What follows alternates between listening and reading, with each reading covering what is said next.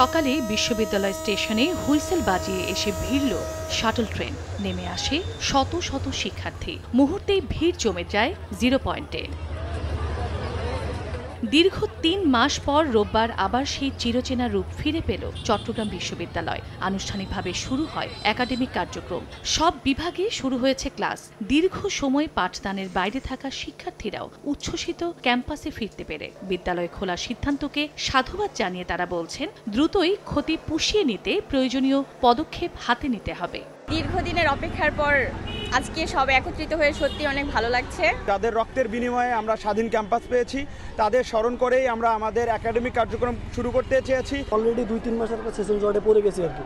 আমাদের পরীক্ষা হওয়ার কথা ছিল আগস্ট বা সেপ্টেম্বরের দিকে, তো সেদিকে পরীক্ষা শেষ হলে এতদিন আমাদের পরীক্ষা শেষ হয়ে যেত। আমরা যাতে সুস্থ সুন্দর একটা পড়ার পরিবেশ পাই, একটা সুন্দর বিশ্ববিদ্যালয় পাই। অর্ধেক পাউডারে দ্বিগুণ উজ্জ্বলতা। নতুন রিন অ্যাডভান্সড অর্ধেক পাউডারে দ্বিগুণ উজ্জ্বলতা। এদিকে ক্যাম্পাসকে রাজনৈতিক নয় শিক্ষার্থী বান্ধব করে গড়ে তোলার আশ্বাস দেন নবনিযুক্ত উপাচার্য। আমাদের একটাই উদ্দেশ্য যে university is an academic institution, it's not a political institution.